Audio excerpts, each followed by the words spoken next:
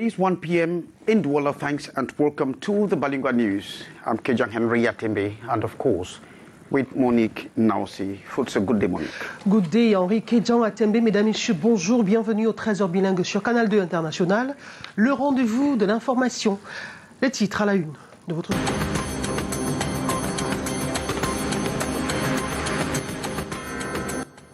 Le Grand Nord Cameroun menacé par l'insécurité alimentaire. La cause est attribuée au changement climatique. La Banque mondiale tire la sonnette d'alarme pour des mesures urgentes pour éviter le pire d'ici 2050. Douala City Mayor launches war against poor construction. Promise to go on another repressive phase to demolish homes. Failed to not respect urbanization plan. Audience des exploitants forestiers chez l'ambassadeur d'Italie au Cameroun. Des hommes d'affaires italiens scrutent le potentiel du bois camerounais sur le marché international. And the indomitable lions of Cameroon take on the reggae boys of Jamaica today in the evening as preparations to build up for the Qatar 2022. Rigobert Songbahanak and his boys are set for today's derby. This one, please.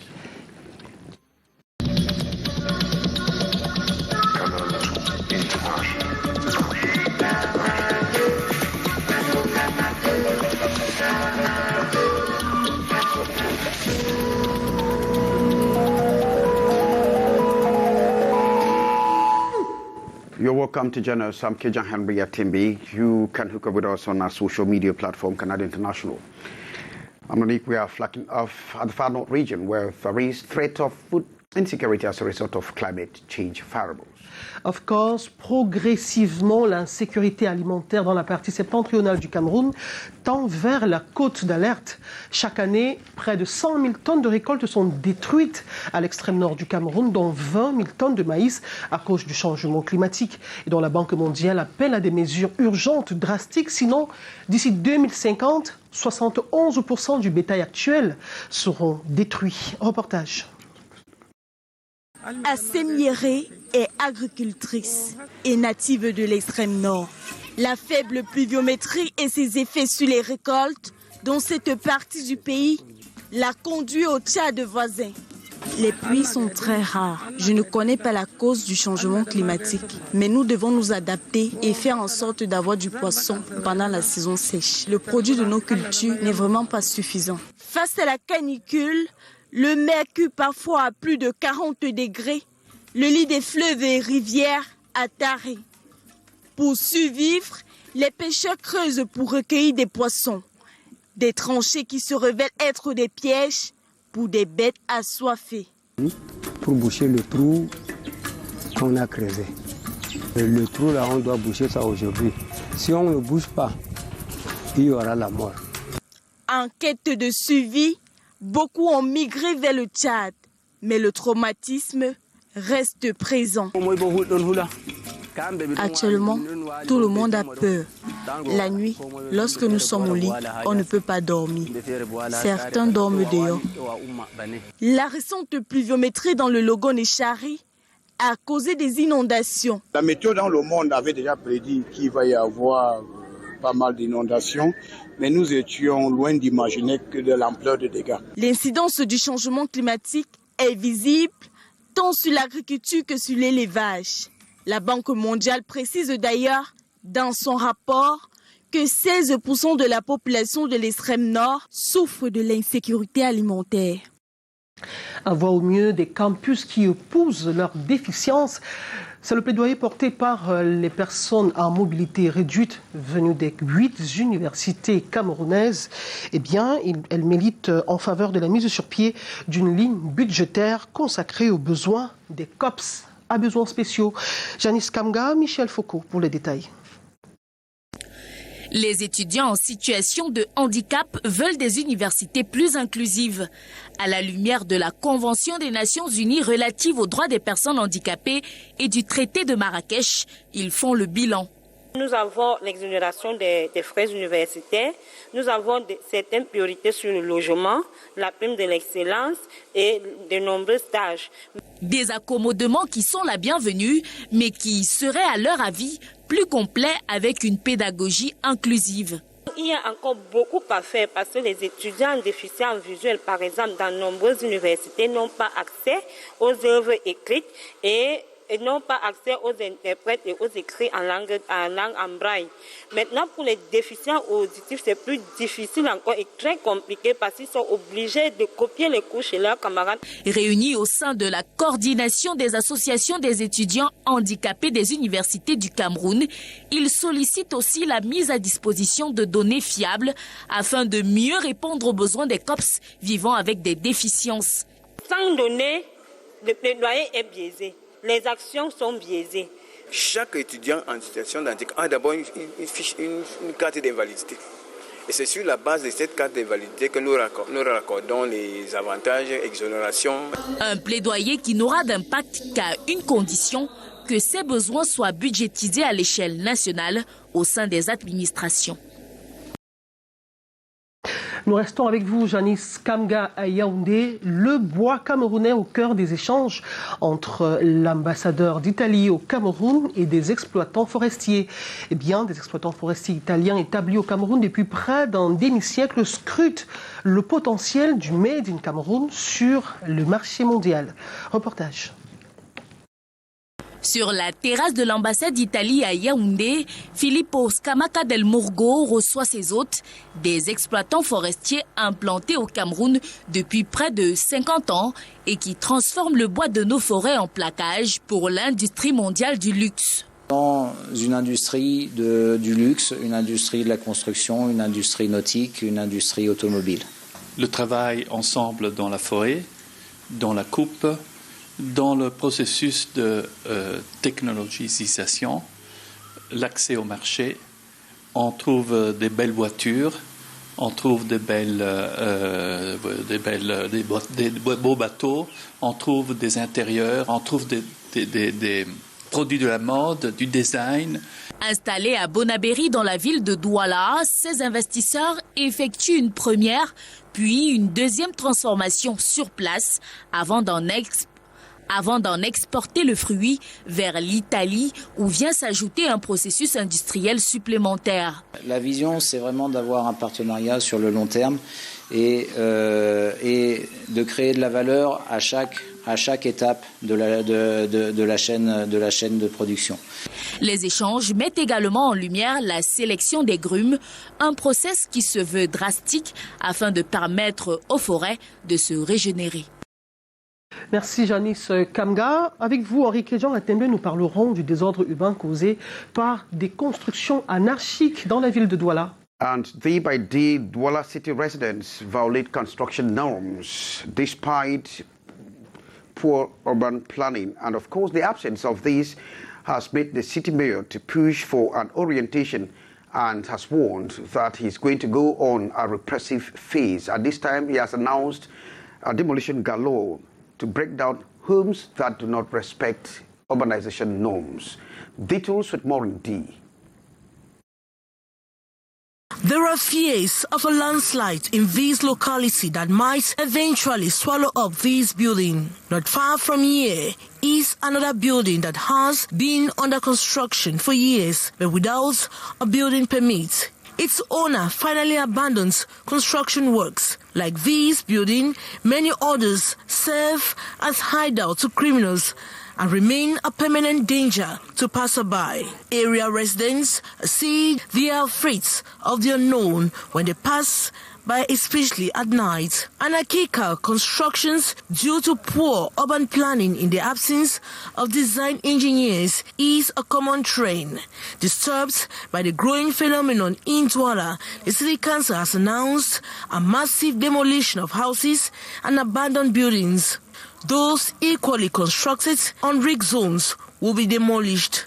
Even though engaged in its repressive phase, the Douala City Council still believes sensitization will push Cameroonians to learn more urbanization laws and norms. A campaign to that effect is ongoing at One Stop Shop in Douala.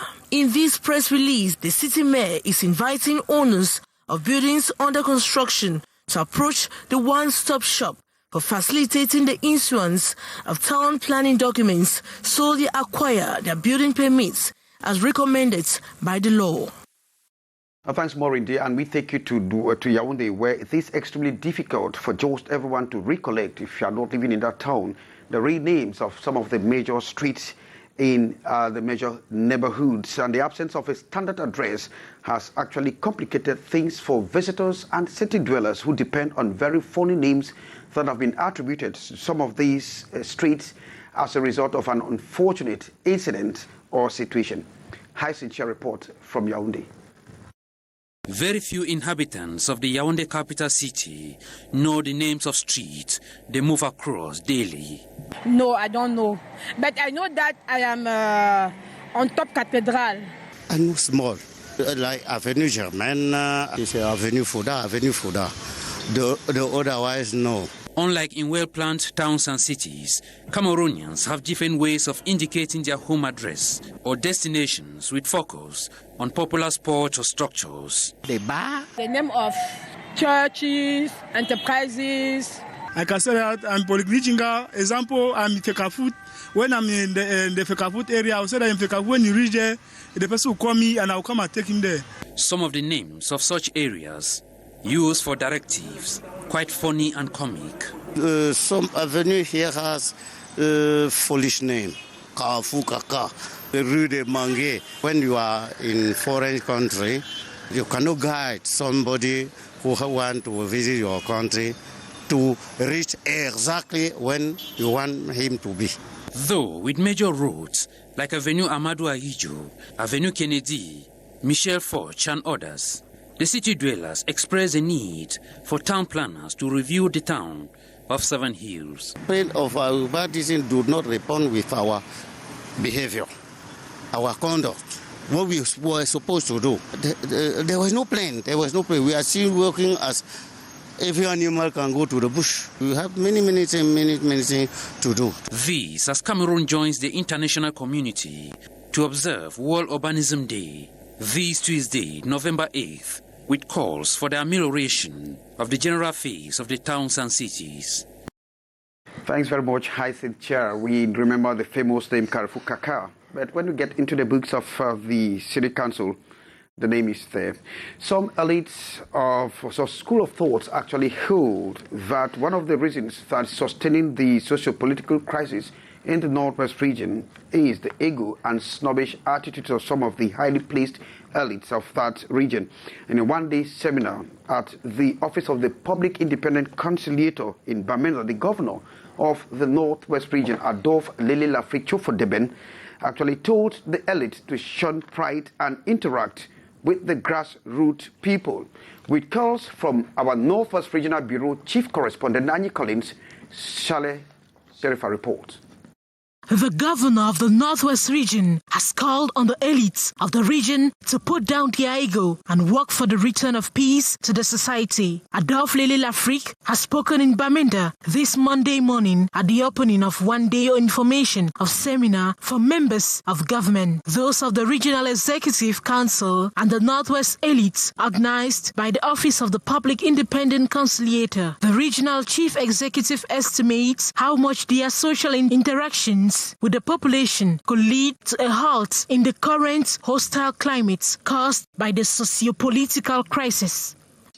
After receiving many complaints of public users and council staff on the arbitrary cessation of their working contracts, violation of their fundamental human rights. As an independent institution and person answerable to the head of state, the Public Independent Conciliator has come to bring amicable solutions to problems. To ensure good governance in the regional, city, and local councils, as well as defend and protect aggrieved persons suffering from direct and indirect discrimination, marginalization. Participating ministers, parliamentarians, and other cream of the Northwest region have underscored the importance of the seminar.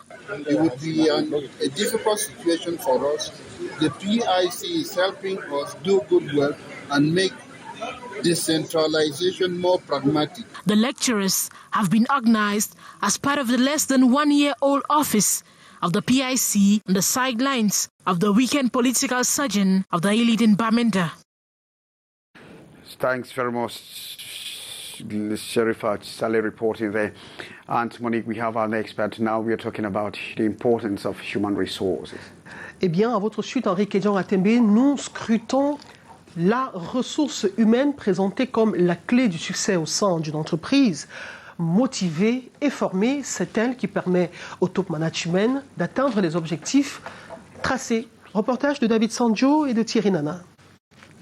La valorisation du personnel est un élément de motivation et gage du succès. Cela se traduit par l'innovation, la création des modèles et l'offre des plateformes de performance. J'ai décidé vraiment d'essayer de voir, contextualiser par rapport nous au Cameroun. Quelles sont les choses qui sont typiquement camerounais et comment est-ce que nous, les entreprises sur la place, peuvent vraiment amener à avoir une démarche qui est claire, que les gens peuvent comprendre ce qu'on est en train de vouloir faire et aussi respecter les employés, nos engagements étant qu'entreprise. Et oui, donc vraiment mes motivations, c'est pour voir comment on peut essayer d'amener une benchmark entre les entreprises, là où telle entreprise peut comprendre ce que d'autres entreprises font. Booster la productivité exige la remise en question et surtout la constante formation, même si tout cela a un coût. On peut avoir un employé, je ne sais pas, 1 an, je ne sais pas 2 ans, bien 3 ans après il part. Donc, quel est le problème? Est-ce que c'est un souci de l'entreprise n'investit pas dans son personnel? Est-ce que c'est la relation entre employés qui n'est pas bonne au sein de cette entreprise? Les Corporate Awards visent les meilleures pratiques à travers la saine compétition et le partage des histoires des organisations. En culture, nous nous intéressons à Miss Ronde 2023 avec la dernière sélection avant la finale. Après 3 semaines de sélection dans les 3 aires culturelles du Cameroun, c'est au tour du littoral de présenter ces belles rondes. Alors 13 femmes seront sélectionnées pour prendre part à la finale qui se tiendra le 13 décembre prochain au Palais des Congrès de Yaoundé. Le compte rendu de cette cérémonie avec Lesline Poumetia, Marius Kwesou. C'est un rêve qui se réalise pour ces femmes. Jamais elles n'auraient cru participer à un concours de beauté qui met en valeur leur rondeur. Je suis vraiment heureux et je veux dire merci à les organisations. Je me sens très émue, je suis très contente. Elles sont toutes en compétition, un seul objectif, arborer la couronne de la Miss Ronde et Belle 2023. Pour la finale, j'espère que Dieu va m'aider à gagner aussi. Je suis très sereine et je donnerai le meilleur de moi-même pour que ma région soit vraiment mise en valeur. Pour cette dernière étape du casting, sur les 13 présélectionnés, 6 sont retenus pour continuer l'aventure. La créativité dans le choix des tenues est l'un des critères majeurs sur lesquels elles sont notées. On n'encourage pas les femmes à être rondes. Elles le sont déjà. On tire une sonnette d'alarme sur l'obésité, sur le surpoids. Je la trouve bien parce que ça fait à ce que les femmes rondes comme nous ne soient plus frustrées. Pour cette 7e édition, le thème adopté est « Je suis ronde, belle et je m'assume ». Une invite à la femme africaine à s'affirmer et prendre soin d'elle.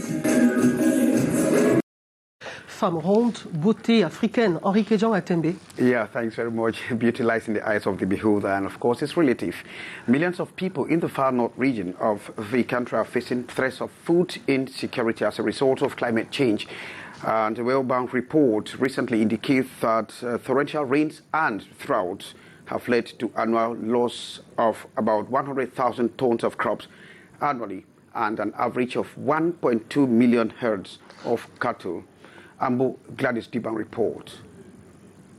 Between 2019 and 2020, torrential rains that flooded the far north region of Cameroon affected more than 20,000 hectares of agricultural land. According to a World Bank report, these torrential rains and droughts pose a threat to the food security of millions of people as more than 100,000 tons of crops, including 20,000 tons of maize are affected annually. Livestock, which contributes to household food and nutritional security, is also badly impacted by climate shocks. The Bretton Woods Institution reveals that approximately 1.2 million heads of cattle are affected by more than 3 months of drought each year. It warns that if drastic measures are not taken by 2050, more than 2.6 million livestock units, that is, about 71% of the current total, are expected to find themselves in worse conditions as a consequence of climate change. The World Bank expresses fears of exacerbated internal migration and malnutrition due to food insecurity. And we stay with you, Amber Gladys, where we're talking about the shift to renewable energy from fossil fuel that cause climate change and speeding financing as the technologies of experts holding at the Sharm el-Sheikh in Egypt for the COP27. And the challenge is the transition, how this is going to move from fossil fuel to renewable energy. Amber Gladys. Fossil fuel subsidies are said to be one of the biggest financial barriers hampering the continent's shift to renewable energy. There is that aspect of self-interest in uncertainty as to the cost and benefit and other daily life activities which would definitely tie with the aspect of renewable energy. The infrastructural thing in Africa, for example, in Cameroon, all the regions are some like connected. So we still have that. How can we strike the balance between the energy demand and the green energy which we are talking about? According to experts, 62% of energy consumed in the world are from fossil fuels that contribute to 75% of global greenhouse emissions, less than 4% emitted in the African continent. The sun is at a level and the wind may supply, but they are less consistent in the other than the derivative from the fossil fuel. So it poses a problem of affordability and of being present. The ongoing COP27 action agenda, therefore, focuses on enabling flows of appropriate finance to succeed in the ambitious emission reduction. We have to step up the finance, like I just mentioned a while ago, to tackle the impact of climate change at micro level. It's not only at the policy level. Cameroon's 2010 to 2030 program on climate change is geared at reducing gas emissions by 32%, but experts fear electronic equipment waste might just hamper the efforts. Thanks, Amber Gladys. Monique, now see Cameroon will be taking on the Jamaicans, the Reggae Boys, today at the Fardena or in Yaoundé. Oui, on parle de sport à présent, football précisément. C'est sans les footballeurs habituels que le Cameroun s'apprête à préparer la Coupe du Monde Qatar 2022. Eh bien, le match contre la Jamaïque est une occasion pour les joueurs locaux de se démarquer et saisir leur chance. Les précisions avec Marc-Lionel Chouamon. Face à la Jamaïque ce mercredi soir, 26 joueurs évoluant localement au Cameroun vont se partager les 90 minutes de jeu à disposition pour montrer encore plus de quoi ils sont capables aux yeux du sélectionneur Rigobert Song. À quelques heures de la publication de la liste officielle des Lions indomptables pour le Qatar, il y a des raisons d'espérer. Ces footballeurs locaux qui n'ont pas été appelés pour rien, contrairement à ce que beaucoup peuvent penser, certains joueront leur avenir dans ce match de mercredi. Il y a déjà Patient Wassou et Maroussoy pour la jeune pépite, la révélation et le ballon d'or camerounais pour vendre mieux l'image du football local et championnat professionnel. Ils ont déjà cet avantage-là. Après, il y a d'autres, notamment le portier Achouké Rido. On sait qu'il y a une troisième place de gardien qui est un tout petit peu en train d'être recherchée. Donc ce serait peut-être la chance, mais surtout l'occasion à saisir pour ces footballeurs. Pour valoriser notre championnat, pour plus de visibilité, le sélectionneur aura à cœur certainement de les observer demain dans le cadre d'un match amical à l'échelon international. Fixé hors période FIFA, le match amical en signe de revoir au peuple ne va pas connaître la grande participation des Lions indomptables habituels, mais certains d'entre eux, déjà libres en club, auront une carte à jouer. Notamment, on sait qu'il est sur un loupé en fin de match contre la Corée du Sud avec l'équipe du Cameroun. Donc il aura à cœur de se reprendre. C'est ça, Ouakar qui doit retrouver également le chemin défilé avec la sélection nationale du Cameroun. En terre camerounaise, depuis le 4 novembre dernier, les Reggae Boys de la Jamaïque, eux aussi diminués par l'absence de professionnels évoluant en Europe, vont tenter de faire un coup pour la première fois face au Cameroun. Coup d'envoi à 18h ce mercredi au stade Omnisport Amadou Ahidjo de Yaoundé. Je vous fais la passe en sport. Henri Kédian à Tenbe. And this evening at the Yaoundé Omnisport Fadena Stadium, the indomitable Lions of Cameroon will take on the Reggae Boys of Jamaica to bid goodbye as they are en route to Qatar for the World Cup competition. And from our report, Stephanie Sheen says that Songbahanak, Rigobe and his boys are already very ready for this encounter.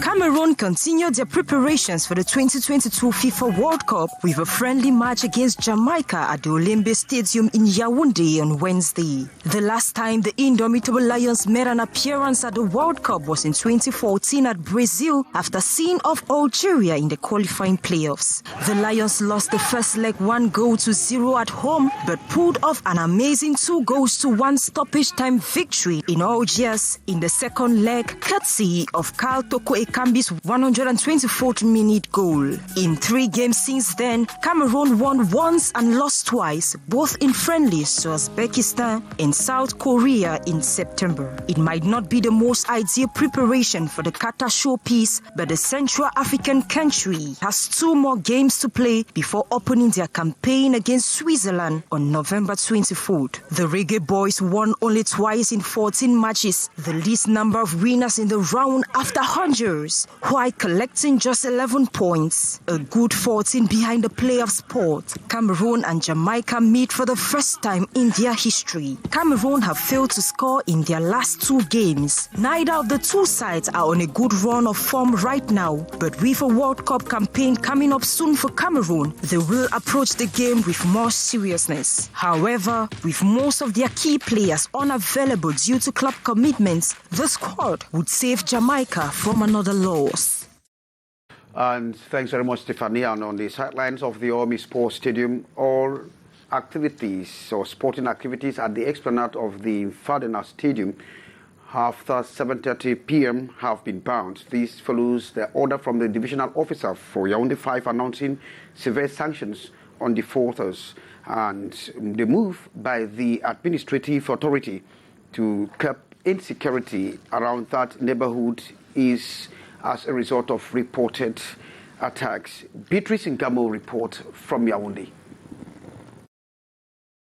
7:30 p.m. Time to go home. The sporters, especially youths, reluctantly dragging themselves from the esplanade of the Omisport Stadium at the Fandena neighborhood in Yaoundé as the forces of law and others stand their feet. This following a recent decision by the divisional officer of Yaoundé 5 for all those engaged in sporting activities to leave the area after the stipulated time. Insecurity has been the other, alongside all sorts of delinquent acts in the name of sport. Views not very different from that of this inhabitant who says the area before the order had become rendezvous point for all sorts of practices. C'est pour venir se faire draguer. Mais d'une part, je suis pas d'accord parce que sport c'est bon pour la santé. Issues and realities that pushed the administrative authority to resort to the set stringent security and safety measures. After 8 p.m. to 9:10 p.m., there are individuals on pretext of physical exercises staying out there which does not correspond with useful sports, cases of delinquency. Also, I cannot go into the details. Sports is not banned. The divisional officer explained further, they just want the population to respect the time. Nous avons tout simplement demandé que nos compatriotes et nos concitoyens fassent leurs activités sportives jusqu'à 19h30 pour permettre, n'est-ce pas, aux gens de rentrer chez eux. In reality, all responsible people are to be home by 7:38 p.m. according to the civil administrator to spend time with their families and prepare their children like serfs for the next day task. Order by Beatrice Ngamo brings us to the end of this 1 p.m. Bilingual News. We've been Kejang Henry Atebe thanking you graciously for your attention. Good day, Monique. Goodbye. Goodbye, Enrique Jean Atembe. Mesdames, Messieurs, merci de nous avoir regardés. Nos programmes se poursuivent. Demain, 13h, nous serons des vôtres. Avec le même plaisir. Bon après-midi sur Canal 2 International.